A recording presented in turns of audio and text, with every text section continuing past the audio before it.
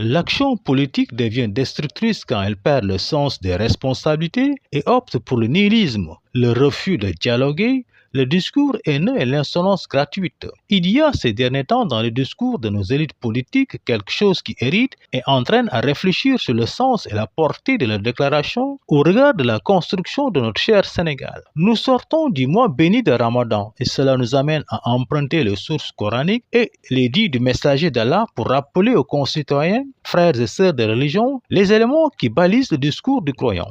Nous savons tous que l'islam, religion à laquelle nous adhérons et dont les écritures sont tant citées dans les différentes communications de nos élites, accorde une importance capitale au discours positif. Pour celui qui s'attarde sur l'essence de cette religion, le discours positif apparaît dans le Coran sous diverses appellations. C'est encore la parole de Dieu, le Tout-Puissant, qui nous indique la voie par un verset que tous ceux qui ont une parole publique doivent intérioriser et traduire en ressources de vie.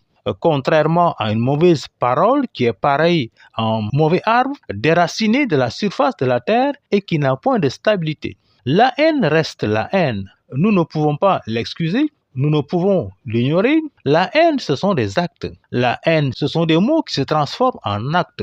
Disons non à la haine. Une des tendances les plus préoccupantes dans ce contexte est la présence croissante de propos haineux sur les réseaux sociaux, surtout en situation de tension politique ou sociale. Dans le discours haineux en ligne, l'intolérance alimente généralement la production et la diffusion de propos venimeux qui sont ensuite amplifiés par Internet. Ces messages se propagent aussi bien sur les canaux analogiques que numériques et ont le don d'exacerber les tensions au sein des groupes et de déchaîner la violence contre les membres d'autres groupes. Les réseaux sociaux restent un espace libre pour échanger, mais il est important que cela se fasse toujours dans la stricte politesse. Même si nous ne partageons pas l'opinion de l'autre, nous pouvons lui faire comprendre sans pour autant lui manquer de respect.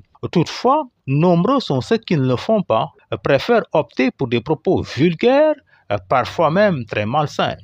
Comme l'a dit Nelson Mandela, personne n'est né en haïssant une autre personne à cause de la couleur de sa peau, de son origine ou de sa religion. Les gens apprennent à haïr et s'ils peuvent apprendre à haïr, ils peuvent aussi apprendre à aimer. Cette citation rappelle que la haine n'est pas innée, mais qu'elle se construit à travers des discours et des attitudes discriminatoires. Inversement, l'éducation et la sensibilisation peuvent aider à bâtir des sociétés plus inclusives et tolérantes.